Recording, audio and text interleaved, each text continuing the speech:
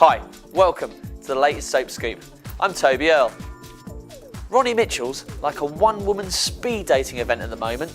She's going through so many men, in fact, she's gone full circle and is about to kick off with her very first boyfriend, one Joel Reynolds, who, of course, was the father of her late daughter Danielle. What a lark! Ronnie brings Joel along to Dawn's engagement party, which understandably aggravates Ryan. Roxy warns Ronnie about getting back with Joel because, as we all know, she's in exactly the right position to give sisterly romantic advice. So she ignores it, and before long, Ronnie decides to sleep with Joel, even after finding a photo in his wallet of him posing with a woman and kids. Later, Jack sells the car lot to Archie and buys her out of the club. Archie, meanwhile, bribes Joel to stay out of the square forever.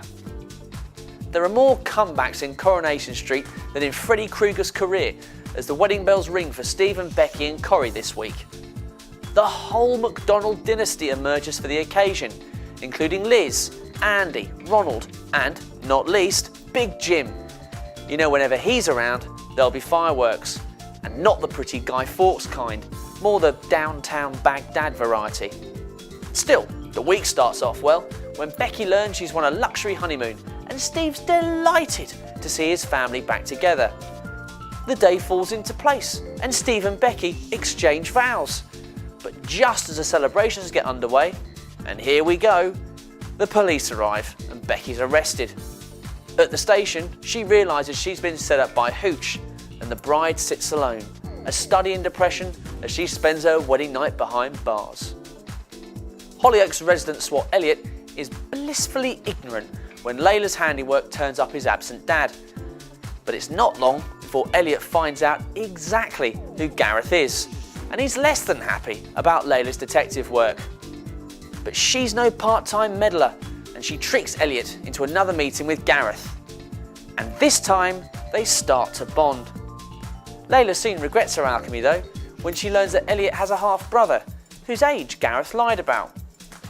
Later, when Elliot wins a science prize, he suggests spending the prize on a holiday with his new family.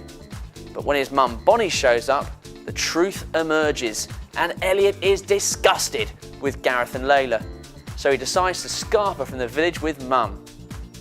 Those King lads sure know how to pick 'em. Lexi's upset when Carl doesn't tell her he's going to see Nicola's new baby, Angelica, who she named without Jimmy's say-so. So when Lexi goes to visit Nicola and is left alone with the baby, she's overcome with emotion and heads to the hospital roof. Nicola pleads with her to give the baby back, but Lexi explains it's the only way she can get Carl's attention. Jimmy begs Carl to tell the truth, and he does. He doesn't love her, which isn't exactly the kind of thing to say to a person perched on the edge of the roof. In the midst of the drama though, Jimmy and Nicola decide to get married. As you do.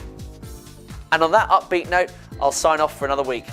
We'll have more exclusives next week, only at whatsontv.co.uk. Keep clicking.